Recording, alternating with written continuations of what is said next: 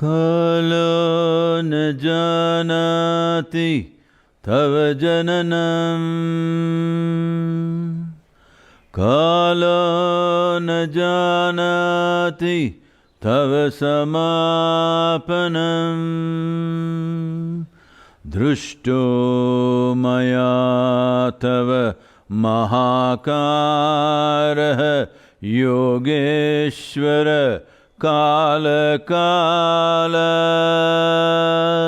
योगेश्वर काल काल।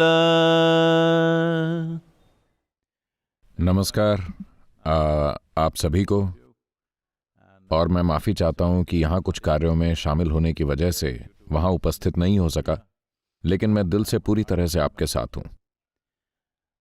मैं 70 के दशक के मध्य से कश्मीर की परिस्थितियों पर गौर करता आ रहा हूं। एक के बाद एक अत्याचार हुए हैं और मैंने यहाँ के पिछले 600 से 700 सालों के इतिहास से भी खुद को अवगत कराया है, इसके शानदार पहलुओं और अत्याचार दोनों से। ये नरसंहार और तबाही सिर्फ 3 दशक पुराने नहीं हैं, बल्कि ये 600 सालों से हो रहे हैं। जनसंख्या के आंकड़ों में ये बदलाव एक रात में नहीं हुआ है। जब ये हो रहा था, तब जो किया जाना चाहिए था वो किन्हीं वजहों से नहीं किया गया। मैं यहां किसी को दोष देने नहीं आया हूं, ना ही मैं कुछ ऐसा कहने आया हूं जिससे आपको चोट पहुंचे, क्योंकि आपके जख्म पहले ही इतने गहरे हैं कि उन्हें छूने पर भी पीड़ा होगी। मैं समझता हूं इस बात को। My words are absolutely inadequate for the empathy that I feel. मेरे पास पर्याप्त शब्द नहीं हैं मेरी संवेदना को व्यक्त करने के लिए। इसे बस नहीं किया गया।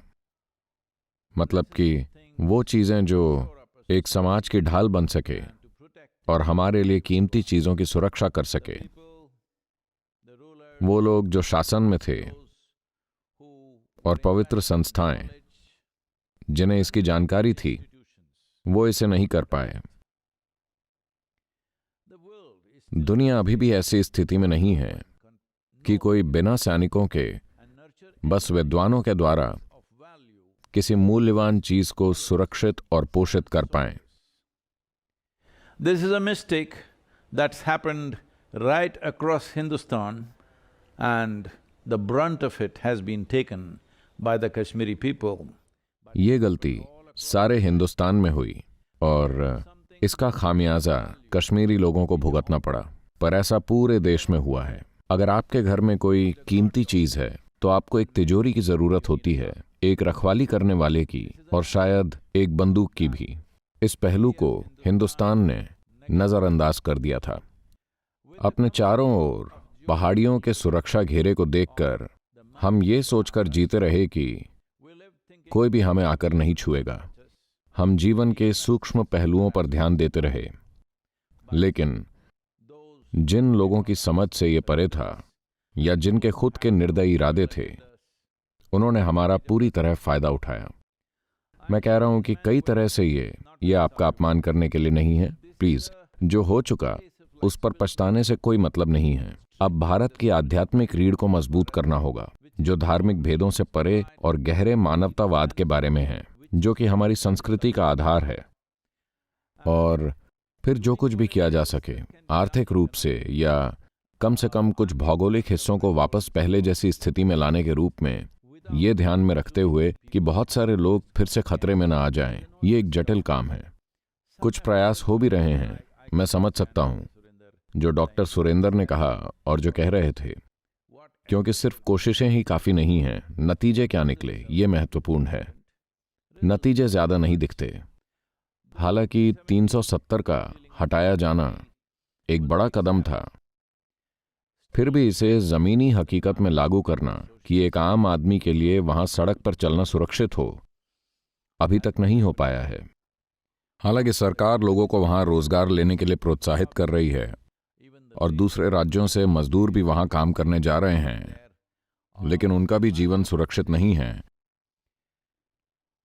साथ ही जब 85 से 90% जनसंख्या इस तरह की चीजों में शामिल हो तो सुरक्षा बलों के लिए भी इसे काबू में रखना बहुत मुश्किल हो जाता है।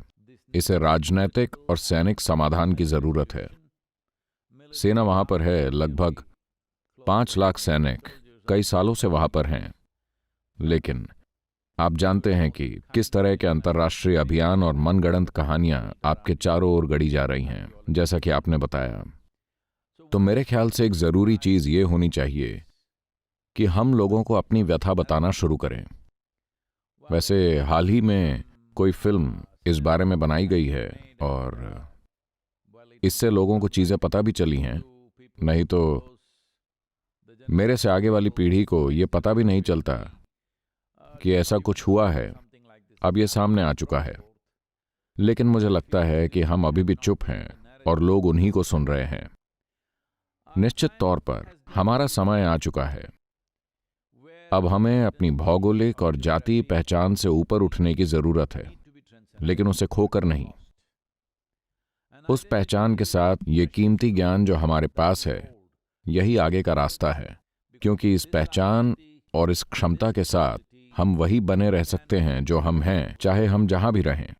मैं कश्मीर को खारिज करने की कोशिश नहीं कर रहा हूं, कृपया मुझे गलत ना समझें, क्योंकि मुझे तकलीफ होती है ये देखकर कि हर दूसरे तीसरे हफ्ते यहां वहां 2 कश्मीरी हिंदुओं को गोली मार दी गई। मेरे लिए ये संख्या नहीं है, मेरे लिए ये लोग हैं, आप और मेरे जैसे। 2 लोगों को वहां गोली मार दी गई। अरे बस 2, वो बस 2 नहीं, 2 जिंदगियां और 2 परिवार और उनसे जुड़े लोग, सब तबाह हो गया। तो एक चीज, शायद आप में से कई लोगों को ये मामूली सी चीज लगे, लेकिन मैं आपके समुदाय की लंबी खुशहाली के बारे में सोच रहा हूं। We need to capture the narrative. Many more things have to be done. हमें लोगों को अपनी बात बतानी होगी और भी कई सारी चीजें की जानी हैं। तो मुझे लगता है कि अगर आप ये जानने के इच्छुक हैं कि लोगों तक हम अपनी बात कैसे पहुंचाएं, तो मैं आपके साथ एक दिन गुजारने को तैयार हूं, एक छोटे ग्रुप के साथ, कि कैसे लोग हमारी बातों को सुनें। मैं कह रहा हूं कि सारे देश में आप केंद्र सरकार से ये मांग करें कि जो त्रासदी कश्मीर में हुई है, लोगों के साथ जो अन्याय हुआ है, उसे कम से कम स्वीकार तो करें। हर शहर में, कम से कम भारत के हर बड़े शहर में एक सड़क का नाम किसी कश्मीरी के नाम पर होना चाहिए, चौराहे का नाम कश्मीर के नाम पर होना चाहिए, या फिर कश्यप पर्वत हो या चोटी हो। मैं जानता हूं कि ये कमजोर विकल्प हैं, लेकिन अगर हम चाहते हैं कि कश्मीरी इतिहास के गौरवशाली और अत्याचारी पहलुओं को याद रखा जाए और भारत में हम सभी उन्हें मनाएं, तो हमें प्रतीक बनाने होंगे। क्योंकि वापस जाकर सीधे जमीन ले लेना, हमें इस बारे में थोड़ा व्यावहारिक बनना पड़ेगा। क्योंकि हाल ही में मैं आपके समुदाय के एक प्रतिष्ठित व्यक्ति के साथ था जो एक महत्वपूर्ण पद पर हैं। वो मुझसे कह रहे थे कि सद्गुरु, रिटायर होने के बाद मैं वापस श्रीनगर चला जाऊंगा। मैंने कहा प्लीज ऐसा मत कीजिए, कम से कम आपके जैसे कद वाले व्यक्ति को ऐसा नहीं करना चाहिए, क्योंकि उन लोगों को आपके साथ कुछ भयानक करने में बहुत मजा आएगा। तो हमें समझना चाहिए कि इस सब का सार ये है कि एक धार्मिक कट्टरता है, और ये कट्टरता किताबों में लिखी हुई है। और अगर हम इस व्यथा या नैरेटिव को हर जगह नहीं पहुंचाते और ये नहीं कहते कि यही वो व्यथा है जिसमें बदलाव की जरूरत है, बस एक परिस्थिति को बदलना, एक ही स्थिति को ठीक करने की कोशिश करते रहना कारगर साबित नहीं होगा। क्योंकि हमें ये समझना चाहिए कि अजरबैजान से लेकर कंबोडिया तक हिंदुस्तान हुआ करता था, अब ये इतना रह गया है, और अब कश्मीर एक समस्या है जहां वो उसे और छोटा करने की कोशिश कर रहे हैं। तो ये सिकुड़ाव एक रात में नहीं हुआ है, जनसंख्या में बदलाव एक रात में नहीं हुआ है, जनसंख्या के आंकड़ों में बदलाव एक तकनीक है। क्योंकि ऐसे लोग हैं जो 100, 200, 500 सालों तक के लिए समर्पित हैं। उन्हें फर्क नहीं पड़ता अगर उनके इरादे 500 साल बाद भी पूरे हों, वो तब भी इसके लिए काम करने को इच्छुक हैं। ऐसा समर्पण कई तरह की निर्दयी परिस्थितियां पैदा करता है, लेकिन आमतौर पर हमारे समुदाय यहां जी रहे लोगों के जीवन में खुशहाली लाने के लिए समर्पित हैं, उन्हें स्वर्ग भेजने के लिए नहीं। तो इन सब के बावजूद अगर हम चाहें तो क्या सब ठीक हो जाएगा? नहीं। क्या हम वो जिंदगियां वापस ला सकते हैं जो हमने खो दी हैं? नहीं, बिल्कुल नहीं। लेकिन यहां तक कि उस भौगोलिक हिस्से को वापस लेना भी बहुत बहुत मुश्किल है। कश्मीर को एक केंद्र शासित प्रदेश बनाना मुझे लगता है कि एक सकारात्मक कदम है। सौभाग्य से सुप्रीम कोर्ट ने भी इसे एक कानून के रूप में मान्यता दे दी है। ये एक महत्वपूर्ण चीज है जिसे समझना जरूरी है कि इतिहास में हमसे कई बड़ी गलतियां हुई हैं। अगर हम किसी चीज को समय रहते नहीं करते और उसे कल पर टालने की कोशिश करते हैं तो हमारे लिए देर हो जाएगी। जो गलतियां हो चुकी हैं हम उन्हें ठीक नहीं कर सकते, लेकिन हम ये पक्का कर सकते हैं कि कैसे हमारा भविष्य बेहतर हो। हम अपने पूर्वजों के दर्द और तकलीफों में डूबकर नहीं जी सकते, लेकिन हम एक सुरक्षित और सांस्कृतिक रूप से संपन्न पहचान स्थापित कर सकते हैं। हम उस पहचान का आनंद उठा सकते हैं जो हम हैं, जो हमारे बच्चों का भविष्य है। ये बहुत महत्वपूर्ण है, क्योंकि मैं ये नहीं कह रहा कि आप इसे भूल सकते हैं। मैं कोई फिलॉसफी नहीं झाड़ रहा। चिंता मत कीजिए, कल सब ठीक हो जाएगा। मैं ऐसा कुछ भी नहीं कह रहा हूं। मैं बस ये कह रहा हूं कि मैं बहुत अच्छा नहीं हूं। मैं लोगों को दिलासा देने में बहुत अच्छा नहीं हूं, लेकिन मैं इसके समाधान के बारे में सोचता हूं। मैं सरकार के कई महकमों से इस पर बात भी कर चुका हूं, लेकिन हर समाधान जो आप सोचते हैं कि उसे किसी के द्वारा विफल कर दिया जाता है क्योंकि वो बोल रहे हैं और उन्हें सुना जा रहा है। मुझे लगता है कि लोगों को अब सच्चाई पता चलनी चाहिए। मुझे पता है, मैं पहले ही कह चुका हूं कि इस पर एक फिल्म बनी है, लेकिन 1.5 से 2 घंटे या जितनी भी लंबी फिल्म हो उसका सिनेमाघरों में लगना एक बात है, वो ठीक है। लेकिन मुझे लगता है कि आपको एड फिल्मों की तरह 10, 15 या 20 मिनट की फिल्में बनानी चाहिए, अलग अलग परिवारों की पीड़ा को उजागर करके दुनिया भर के लोगों के दिलों को पिघलाना चाहिए। ये बहुत महत्वपूर्ण है। अब हम तकनीक के उस स्तर पर आ चुके हैं जहां अपनी बात लोगों तक पहुंचाने के लिए हमें सिनेमाघरों की जरूरत नहीं है। आज हर किसी के फोन पर, हर किसी के कंप्यूटर पर इसे देखा जा सकता है। अगर आप समाधान चाहते हैं तो मेरे ख्याल से लोगों तक अपनी बात पहुंचाने पर ध्यान देना बहुत ही महत्वपूर्ण है। मैं समझता हूं आपने समय सीमा का जिक्र किया। हम में से वो लोग जिन्होंने इस पीड़ा को देखा है, जो इसके साक्षी हैं, अगले 20-25 सालों में हम शायद नहीं रहेंगे। मुझे इस बात का दुख भी है, लेकिन लोगों को अपनी व्यथा सुनाकर making Kashmir visible all over the country, at least in India. Everybody who lives in India must know that this has happened to our people. और कश्मीर को पूरे देश में दिखाकर कम से कम भारत में रहने वाले हर व्यक्ति को ये पता होना चाहिए कि हमारे लोगों के साथ ऐसा हुआ था। अगर ऐसा नहीं होता, अगर ये लोगों के दिलों दिमाग में नहीं जाता, तो बहुत कुछ हुआ है। इस देश में बहुत भयानक चीजें हुई हैं, लेकिन वो सब गायब है। वो बस जा चुकी हैं, जैसे कि वो हुई ही नहीं थी। लाखों लोग जो अकाल से मरे, जो कि लाया गया था, लाखों लोग जिन्हें काट दिया गया, लाखों लोग जिन्हें जहर दे दिया गया, बहुत कुछ हुआ है। और हजारों हजार मंदिर तोड़ दिए गए, ये सब भुलाया जा चुका है, ठीक है? क्योंकि किसी ने अपनी कहानी सुनानी शुरू कर दी। यही समय है जब लोगों को असली कहानी बताई जानी चाहिए। ऐतिहासिक न्याय के अर्थों में हमें उस कहानी को वापस लाना चाहिए। हम ये स्पष्ट रूप से समझते हैं कि हम सब कुछ वापस नहीं पा सकते, हम सब कुछ वापस नहीं बना सकते। हम लोगों के खिलाफ उनके पूर्वजों ने जो किया है उसके लिए द्वेष नहीं रख सकते, लेकिन लोगों को हमें अपनी कहानी बतानी ही होगी। अगर हम कहानी नहीं बताते तो हम एक जड़ विहीन और गौरव विहीन समुदाय होंगे, जिसे हमें बदलना ही चाहिए। जहां तक कश्मीरी लोगों के अपनी जमीन पर वापस जाने की बात है, मुझे पता है कि सपना यही है,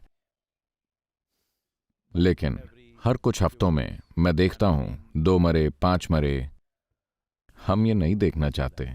इसे कैसे सुनिश्चित करें? खैर, ये सेना और राजनीति के बीच का मामला है। ऐसा होना ही चाहिए। प्रयास किए जा रहे हैं, लेकिन अगर एक भी व्यक्ति मरता है तो हमें लगता है कि पर्याप्त कोशिश नहीं हो रही। इतने सारे सैनिक अपने प्राणों की आहुति दे चुके हैं, लेकिन वो भी पर्याप्त नहीं है। सौभाग्य से हमारे पड़ोस में अव्यवस्था है, इसलिए वहां से जितना सहयोग मिल रहा था वो आने वाले वर्षों में निश्चित रूप से घटेगा। हमें इसका फायदा उठाना चाहिए और पक्का करना चाहिए कि सीमा पार से जो समर्थन मिल रहा था वो रुक जाए। इसे रोक देने से आंतरिक सुरक्षा को काफी हद तक सुरक्षित किया जा सकता है। किस हद तक ये हमें देखना होगा, क्योंकि जब सामान्य लोग, जो लोग रोज केवल सड़क पर चलते हैं, जो सब्जी की दुकान पर जाते हैं, जो चाय की दुकान पर बैठते हैं, उनके घर में बंदूक होती है और कभी कभी वो जिसे अपना धार्मिक कर्तव्य या जो कुछ भी समझते हैं वो उसे पूरा करते हैं। किसी भी एजेंसी के लिए इन सभी को पकड़ना बहुत मुश्किल है। दुनिया भर में ऐसी घटनाएं हुई हैं और फिर वो दशकों और सदियों तक चलती रही हैं, क्योंकि ये एक सबक है। भारत सरकार और देश की हर राज्य सरकार और सबसे बढ़कर इस महान राष्ट्र भारत के सभी लोग, हम सभी को ये सीखना चाहिए कि अगर हम समय रहते किसी समस्या पर ध्यान नहीं देते हैं तो कल बहुत देर हो सकती है। अभी हम उसी स्थिति में हैं। मैं जानता हूं कि मैंने कोई सांत्वना नहीं दी है, मैं सहानुभूति भरे शब्दों का प्रयोग भी नहीं कर रहा हूं, लेकिन मैं आपको बता रहा हूं, मेरा दिल आप में से हर एक के लिए समानुभूति से गूंज रहा है। इस देश में आपकी पीड़ा कई मायनों में बेमिसाल है, लेकिन ऐसी ही चीजें हर जगह हुई हैं। कम से कम आप बोल तो रहे हैं, दूसरे तो बोल भी नहीं रहे हैं। कितनी सारी चीजें हुई हैं, लेकिन आपके मामले में सबसे बुरी बात यह है कि ये अब हुआ है लगभग 21वीं सदी में, और अगर आप इसकी छूट दें तो ये अभी 21वीं सदी में हो जाएगा। तो सबसे बुरी बात यह है कि ये घटना स्वतंत्र भारत में हुई। जैसा कि मैंने कहा, मेरे पास न तो आपकी समानुभूति व्यक्त करने के लिए पर्याप्त शब्द हैं, न ही मेरे पास कोई चुटकी वाला समाधान है, यूं किया और बस हो गया। मेरे पास दोनों ही नहीं है। मेरे मन में आप सभी के लिए गहरी समानुभूति है। अगर आपके पास कोई प्रश्न हो तो प्लीज।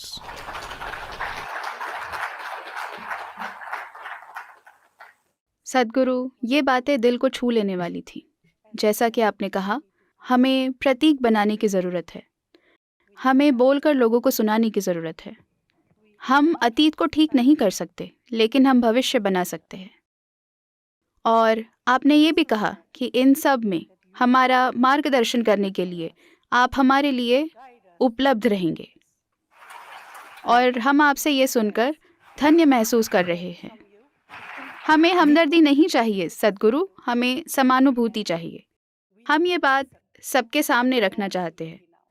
हम अब हमदर्दी से परे हैं। हम अच्छे से जी रहे हैं, लेकिन हम में से बहुत सारे ऐसे हैं जो अभी भी शिविरों में रह रहे हैं, अच्छे से नहीं जी रहे हैं, सड़कों पर अपने जीने के अधिकार के लिए लड़ रहे हैं।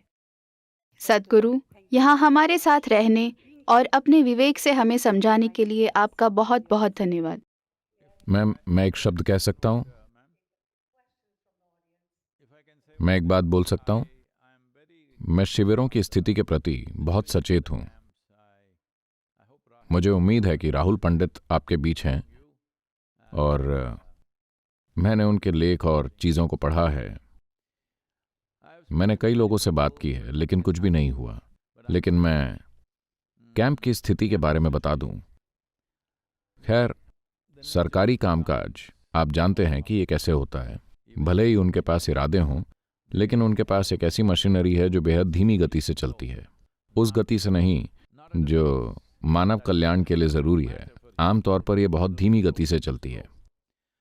तो ये कहने के बाद मुझे लगता है कि आप निश्चित रूप से, क्योंकि आप में से कई कॉरपोरेट जगत में स्थापित हैं, आप किसी एक निगम की मदद ले सकते हैं, क्योंकि शिविर में बहुत ज्यादा खर्च नहीं लगता। अगर कोई हर साल कुछ करोड़ खर्च करता है तो इसे पुनर्जीवित किया जा सकता है, और इसे और अधिक ढंग से बनाया जा सकता है, और मानव आवाज बेहतर तरीके से हो सकता है, और रोजगार और बाकी चीजें भी पैदा की जा सकती हैं। अगर आप एक निगम का चयन कर लेते हैं तो मैं भी कुछ लोगों से उनके CSR को लेकर बात कर सकता हूं, या वो इसे अपने हाथों में लेकर पुनर्जीवित कर सकते हैं। सरकारों द्वारा ऐसा करने का लगातार इंतजार करने के मुकाबले ये समाधान कहीं जल्दी हो जाएगा। सद्गुरु, हम बस इसी की मांग कर रहे हैं। हम सहानुभूति नहीं चाहते, हम चाहते हैं कि लोग हमारे साथ रहे। प्रियतोष जी आपसे एक सवाल पूछना चाहते हैं सद्गुरु। प्रणाम सद्गुरु जी। मेरे पास जो प्रश्न है वो इस बात से संबंधित है जिसके बारे में सभी जानते हैं कि हम एक जड़ विहीन समुदाय हैं। हालांकि इन बीते सालों में हमने प्रगति की है और हम समृद्ध हैं। हम में से ज़्यादातर लोग समृद्ध हैं, लेकिन हमारे भीतर एक गहरी निराशा बैठी हुई है जो जाती नहीं है। सद्गुरु, क्या आप हमें आगे का मार्ग दिखा सकते हैं और क्या आप बता सकते हैं कि हम इस सदमे से कैसे उभरें? जैसा कि मैंने पहले कहा कि हमारी पहचान, क्योंकि ऐसा हर जगह हो रहा है, अगर इस तरह के अत्याचार नहीं हैं तब भी दुनिया भर के सभी समुदायों के साथ ऐसा हो रहा है। अब हमारी पहचान भूगोल से आगे बढ़ रही है और हमारी पहचान को अब हमारी संस्कृति, हमारी आध्यात्मिकता और हमारा ज्ञान जो हमारे पास है उसमें बदलने की ज़रूरत है। अगर हम ऐसा करते हैं तो इससे एक चीज़ ये हो सकती है कि सभी कश्मीरी हिंदू युवा इसमें शामिल हो सकते हैं। अगर आप शुरुआत करना चाहते हैं तो मैं आपको जगह और ज़रूरी बुनियादी ढांचा प्रदान करूंगा। अगर आप आना चाहते हैं और करना चाहते हैं, जैसे कि दक्षिण में एक दिन कश्मीर दिवस, तो हम आपको हर वो चीज़ उपलब्ध कराएंगे जिसकी आपको ज़रूरत है। आप अपना साहित्य प्रस्तुत करें, अपनी कला, संगीत, सब कुछ प्रस्तुत करें और लोगों को पता चलने दें और कहानियाँ भी सुनाएं। लेकिन कहानियाँ कश्मीरी संस्कृति की सुंदरता और शक्ति की हों, न कि केवल वहाँ हुई भयानक चीज़ों की। उसे भी बताने की ज़रूरत है, लेकिन ये महत्वपूर्ण है कि आप जो हैं लोग उसके लिए आपके साथ आएं, न कि केवल जो हुआ उसके लिए या किसी और ने आपके साथ जो किया उसके लिए। आपने अपने साथ जो किया है, जो कि महत्वपूर्ण है, ये कश्यप की भूमि है। कश्यप सप्त ऋषियों में से एक थे। जैसा कि आप जानते हैं, हम आदि योगी और सप्त ऋषियों का सम्मान करते हैं और दुनिया भर में उत्तरी अफ्रीका, दक्षिण अमेरिका, मध्य एशिया, दक्षिण पूर्व एशिया में सप्त ऋषियों के पदचिन्हों की पहचान करने के लिए हम एक प्रयास कर रहे हैं और कुछ शोध चल रहे हैं और निश्चित रूप से भारत में भी हम इस दिशा में प्रयास कर रहे हैं। और अगर आप ज्ञान संस्कृति को लाएंगे, अगर आप उन सबको एक बड़े उत्सव के रूप में नहीं भी ला सकते हैं, अगर आप साहित्य लाते हैं तो दक्षिण भारत में हम आपको एक आधार प्रदान करेंगे। अगर आप संगीत लाते हैं तो हम आपको आधार प्रदान करेंगे, या अगर आप सांस्कृतिक उत्सव के रूप में आते हैं तो भी बढ़िया है। लेकिन मुझे यकीन है कि शुरू करने के लिए पूरे देश में और दुनिया में भी इसी तरह की चीज़ें की जा सकती हैं। ये किया जा सकता है, लेकिन ये बहुत ज़रूरी है कि ऐसा भारत में हो कि आप खुद को प्रस्तुत करें ताकि युवा निराशा में न जाएं। युवाओं के पास कुछ करने के लिए होगा और लोगों तक अपनी बात पहुंचाने में भी इसकी अहम भूमिका होगी।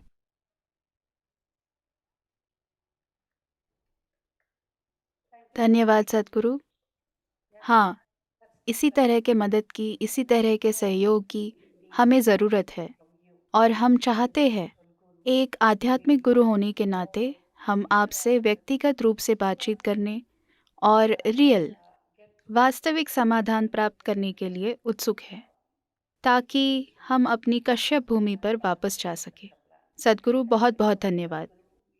इसके एक हिस्से के रूप में, जैसा कि मैंने कहा, एक समयबद्ध तरीके से अगर आप इसे करते हैं तो हम आपको दक्षिण भारत के प्रमुख शहरों में एक मंच प्रदान करने के साथ साथ आपके लिए कम से कम 5 से 10 हज़ार लोगों को आसानी से इकट्ठा भी कर सकते हैं, ताकि कश्मीर और कश्मीर का संदेश और कश्मीर की गौरवशाली प्रकृति और सबसे बढ़कर आध्यात्मिक ज्ञान जो कश्मीर में था और वहाँ के लोगों में निवेशित किया गया था, क्योंकि इस दुनिया का भविष्य, हो सकता है कि अभी जो मैं कह रहा हूँ वो बहुत से लोगों की समझ में ना आए, क्योंकि इस समय वो पीड़ा और उस प्रकार की शक्ति का प्रदर्शन कर रहे हैं, लेकिन ये कुछ ऐसा है जिसे मैंने यूरोप, अमेरिका और अन्य विभिन्न देशों के प्रमुख विश्वविद्यालयों में दुनिया भर के युवाओं से बात करते हुए पाया है। मैंने जो पाया वो ये, In another 30 to 40 years' time, the dogmatic religions will recede significantly, because anything that doesn't make logical sense in people's heads will slowly recede. कि अगले 30 से 40 वर्षों में कट्टरपंथी बड़ी तेजी से नीचे आएंगे, क्योंकि जो कुछ भी लोगों को तार्किक नहीं लगेगा वो धीरे धीरे दूर जाता जाएगा। ऐसा होने भी लगा है। यूरोप में, पश्चिमी यूरोप में लगभग 42% लोग कहते हैं कि उनका कोई धर्म नहीं है। ब्रिटेन में करीब 36% लोग अपने फॉर्म में लिख रहे हैं कि उनका कोई धर्म नहीं है। अमेरिका में 32 से 33% लोग कह रहे हैं कि उनका कोई धर्म नहीं है। ऐसा इसीलिए क्योंकि स्वर्ग से टिकट बेचकर लोगों को मैनेज करना, वो समय अब जा चुका है। जब तक कि ये तार्किक नहीं लगता, लोग किसी भी चीज से संबंध नहीं जोड़ेंगे। 25 से 30 सालों में ये संख्या बढ़कर 70 से 80% हो जाएगी। हम इसमें और तेजी ला सकते हैं। हम ये पक्का कर सकते हैं कि ऐसा अगले 10 से 15 सालों में हो जाए। मूल रूप से मैं जो काम कर रहा हूँ उसका उद्देश्य लोगों को धर्म से जिम्मेदारी की ओर ले जाना है। आध्यात्मिक प्रक्रिया हम जो हैं उसका आधार है, जो कुछ समय से एक धर्म के रूप में प्रस्तुत की जा रही है, लेकिन मूल रूप से ये मानव की आंतरिक खुशहाली के लिए एक आध्यात्मिक प्रक्रिया है, जहां इसका उद्देश्य मानव मुक्ति है। ये ऊपर बैठे किसी व्यक्ति के बारे में नहीं है जिसके पास आप जाने वाले हैं। ये मानव मुक्ति के बारे में है। ये एक इंसान के बारे में है जो परमात्मा की तरह कार्य करने के लिए कृपा अर्जित करता है। इसका उद्देश्य स्वर्ग जाना नहीं, बल्कि खुद परमात्मा बन जाना है। हम जिन चीजों से बंधे हुए हैं उनसे मुक्त होने के लिए मुक्ति पाने का ये पहलू सबसे महत्वपूर्ण पहलू बन जाएगा, और ये अगले 10 से 15 से 20 सालों में बढ़ेगा। जितनी जल्दी हम इसे कर लें उतना ही अच्छा है। उस संदर्भ में आपका अपने ज्ञान से पहचान जोड़ना, आपका अपनी आध्यात्मिकता से पहचान जोड़ना, ये भविष्य के लिए गोला बारूद है। ऐसा नहीं है कि हम किसी पर गोले बरसाने जा रहे हैं। हमारा तरीका तो दुनिया को गले लगाना है, दुनिया को नष्ट करना नहीं है। लोगों को शामिल करना हमारा तरीका है।